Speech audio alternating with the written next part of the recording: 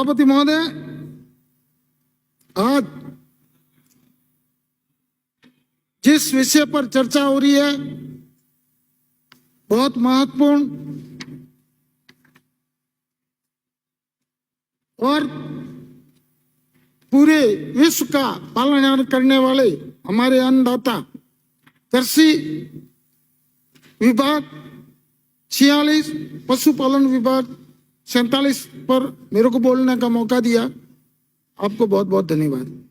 सभापति महोदय, चर्चा हो रही है कृषि के ऊपर, चर्चा हो रही है किसानों के ऊपर। आज भारत कृषि प्रधान देश है और भारत की आत्मा गांवों में रहती है। किसानों के हित के अंदर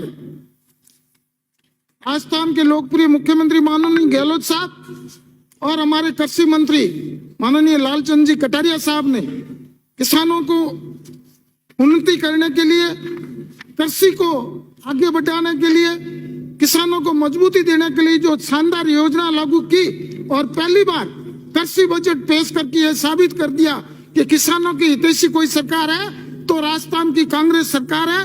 राजस्थान के लोकप्रिय मुख्यमंत्री अशोक गहलोत साहब है, राजस्थान के कृषि मंत्री माननीय लालचंद जी कटारिया साहब है। उन्होंने किसानों को मजबूती देने के लिए, कृषि का बढ़ावा देने के लिए 11 मिशन लेके आगे बढ़े। आज इस बजट के अंदर माननीय मुख्यमंत्री जी ने 12वीं मिशन और साथ में देकर यह साबित कर दिया कि किसानों के हित में कोई कार्य कर सकता है तो राजस्थान की लोकप्रिय सरकार कर सकती है।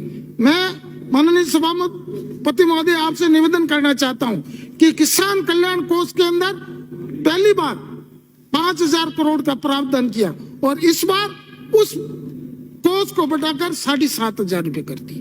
मैं माननीय सभापति महोदय आपके मार्फत माननीय कृषि मंत्री और मुख्यमंत्री जी को धन्यवाद देना चाहूंगा, जिन्होंने कृषि को बढ़ावा देने के लिए किसान दिन में, रात में, सर्दी में, गर्मी में कड़ी मेहनत करके अपना खून पसीना बहा के जमीन का पेट चीर के अनाज पैदा करता है और उस अनाज से ही पूरे देश का, विदेश का भरण पोषण हो रहा। आज हमारा देश खाद्य सामग्री के अंदर आत्मनिर्भर है। आज हम विदेशों के अंदर भी यहाँ से अनाज निर्यात करते हैं, उसका महन अधिकार हमारे किसानों के ऊपर है। मैं आपसे निवेदन करना चाहूंगा कि किसानों को फसल की सुरक्षा करने के लिए माननीय मंत्री महोदय ने, माननीय मुख्यमंत्री जी महोदय ने तारबंदी की व्यवस्था की, फुहारों की व्यवस्था की, पाइपलाइन की व्यवस्था की, पांड की व्यवस्था की और उनकी संख्या बढ़ाई, बीमा की व्यवस्था की। मैं आपसे निवेदन करना चाहता हूं कि हमारी सरकार ने और भारतीय जनता पार्टी की सरकार ने क्या अंतर है। भारतीय जनता पार्टी की सरकार ने फसल बीमा योजना के अंदर पिछले 5 साल के अंदर 5 करोड़ और 48 लाख रुपए का किसानों को फायदा दिया और हमारी सरकार ने 8 करोड़ और 80 लाख रुपए का दिया। फसल बीमा योजना अंतर्गत राज्य अंश प्रीमियम राशि के द्वारा हमारी सरकार ने 3,376 करोड़ का अंश भारतीय जनता पार्टी की सरकार ने दिया और हमारी सरकार ने 10,671 करोड़ रुपए दिए। फसल बीमा योजना अंतर्गत वित्तीय बीमा क्लेम राशि पिछले 5 साल में 7,178 और हमारे इस 4 साल के अंदर 28,500 करोड़ रुपए दिए। तो उनसे हमारी तुलना करो तो हमारी सरकार की भावना है कि हम किसानों को मजबूती कैसे दे, हम किसानों को आगे बढ़ाने की ये बात बहुत बड़ी करते हैं। वो सुमित गोदारा साहब चले गए, बात प्रधानमंत्री जी की करते, बहुत अच्छी बात है, देश के प्रधानमंत्री है। 4,000 रुपए रखते क्या, महीना क्या रखते। हम एक किसान को पेंशन के मार्फत 24,000 रुपए देते, वो 6,000 रुपए दे रहे। इन्होंने कहा था हमने किसानों की आय दुगनी कर दी। ऐसा कौन इस बजट के अंदर पिछले 9 साल में ऐसी कौन सी योजना लागू की जो किसानों के आय डबल हो जाएगी।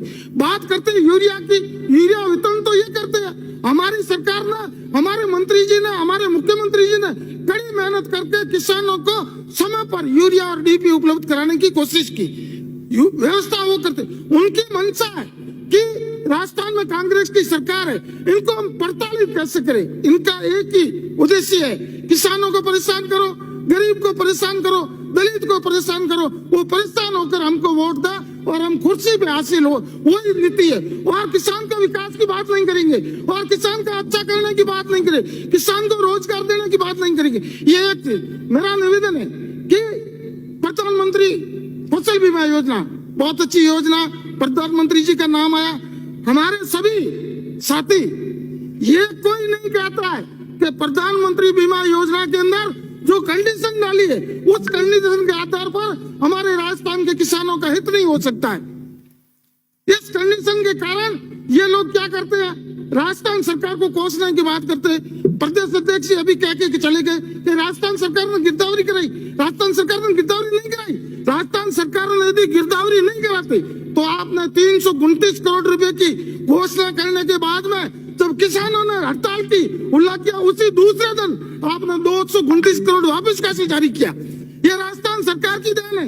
राजस्थान सरकार हितैषी है किसानों की, वो कोशिश करना चाहती है, परंतु आपकी नीति में खोट है। आपके मित्र जो बीमा कंपनियां उनको आप पनपाना चाहते हैं, आप किसानों को मजबूती देना नहीं चाहते, आप किसानों के हित की बात नहीं करना चाहते।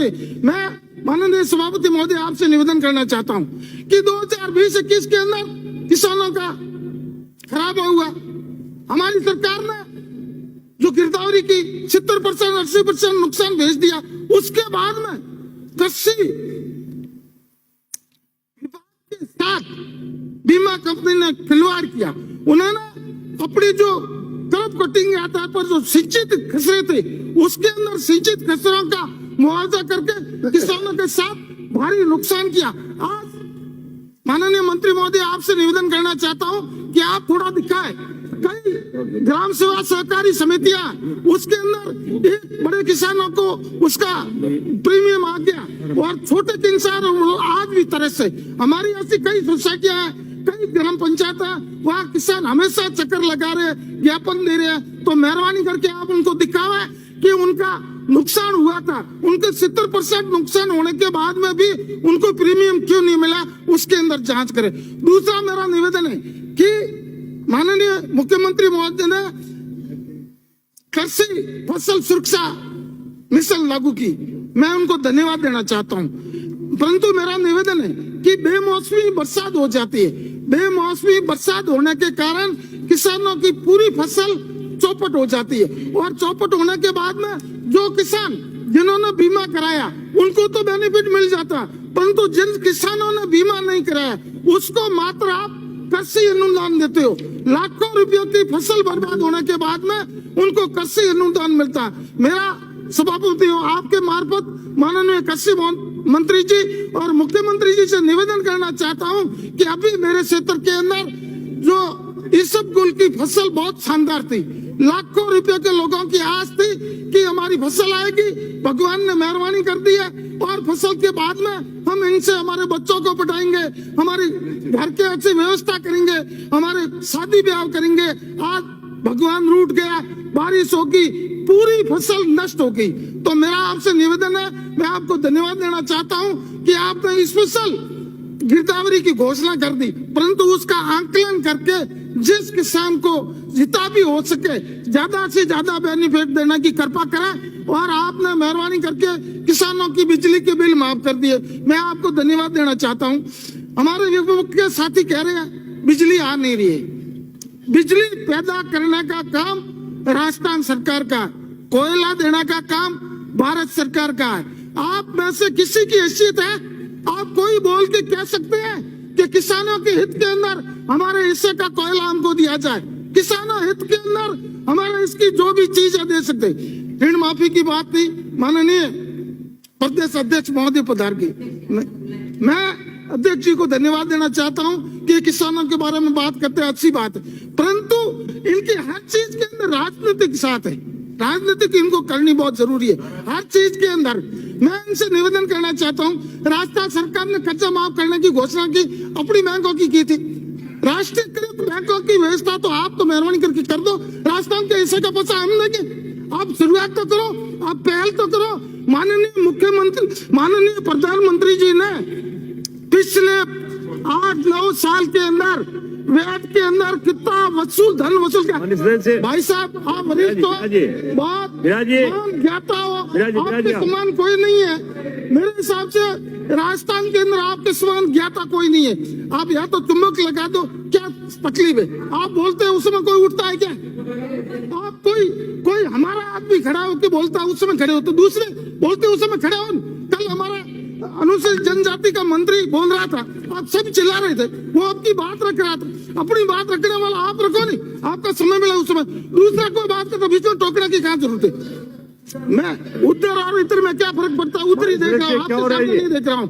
मैं आपसे निवेदन करना चाहता हूँ कि राष्ट्रीयकृत बैंकों का कर्जा, यदि बड़े बड़े उद्योगपतियों के पैसे माननीय प्रधानमंत्री जी माफ कर सकते हैं, तो किसान का पैसा क्यों नहीं माफ कर सकते?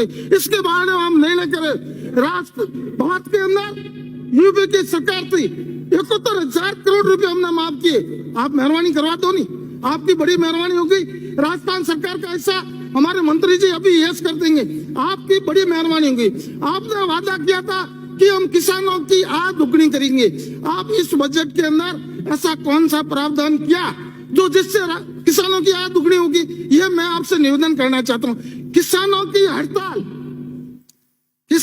हड़ताल 3 काले कानून के विरोध में 1.25 साल चली। आजादी से आज तक इतनी लंबी हड़ताल कोई नहीं चली। उसके बारे में ये कोई नहीं कहेंगे, क्योंकि माननीय प्रधानमंत्री जी की बात है। वो तो निर्णय वो अपने मित्रों के लिए करेंगे, गरीब के लिए, किसान के लिए, मजदूर के लिए नहीं करेंगे। वो अपने मित्र कैसे मजबूती हो उसके लिए करेंगे। 700 किसानों ने अपनी जान दे दी, उसके बारे में कोई बात नहीं करेंगे। उनके बारे में एक शब्द भी नहीं बोलेंगे। उनके घर श्रद्धांजलि देने के लिए नहीं जाएंगे, उनको मुआवजा नहीं देंगे और दूसरों को कोसने की बात करेंगे। इनकी आदत है, ये हमेशा करते हैं। मैं माननीय सभापति महोदय आपके मार्फत माननीय मंत्री जी से को धन्यवाद देना चाहूंगा। लंपी बीमारी आई, खतरनाक वायरस था, पूरे कोरोना के समान था, पूरे क्षेत्र में हाहाकार मच गई थी। अपन पूरे जनप्रतिनिधि सभी पशुपालकों ने कड़ी मेहनत की, उसकी कोई दवाई नहीं थी। और दवाई टीका जारी करने का अधिकार तो सेंट्रल गवर्नमेंट का है। राजस्थान सरकार के पास ऐसी कौन सी दवा उपलब्ध थी और राजस्थान सरकार ने उसकी कोशिश नहीं की?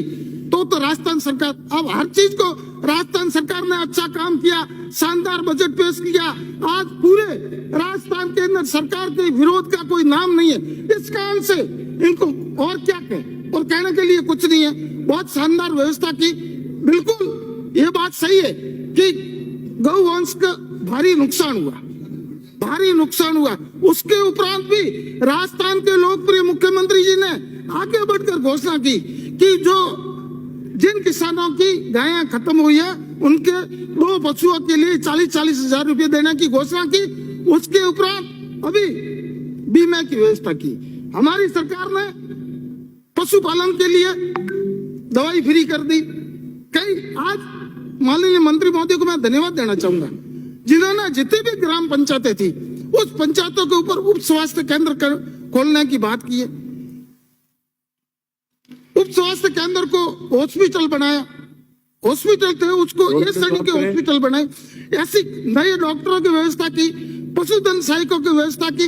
ऐसे कई काम किए जो राजस्थान के किसान को मजबूती दिलाने के लिए, पशुपालन को मजबूती देने के लिए, किसान को खुशहाली बनाने के लिए और किसान की उपज का उचित मूल्य मिले, उसके अंदर मंडिया के अंदर व्यवस्था की, गोदाम निर्माण की व्यवस्था की। ऐसी कई व्यवस्था की है। तो माननीय मुख्यमंत्री जी को और माननीय कृषि मंत्री जी को मैं धन्यवाद देना चाहूंगा, जिन्होंने राजस्थान के किसानों को खुशहाली बनाने के लिए, राजस्थान के किसान को मजबूती देने के लिए, किसान उन्नति कैसे करे, किसान को सबल कैसे मिले और किसान मेहनत करके पूरे विश्व का पेट का भरण कैसे करे, उसके अंदर नई नई योजना लागू किया। मैं इनको धन्यवाद देना चाहूंगा। माननीय सभापति महोदय आपको मैं धन्यवाद देना चाहूंगा, आपने समय दिया, बहुत बहुत धन्यवाद।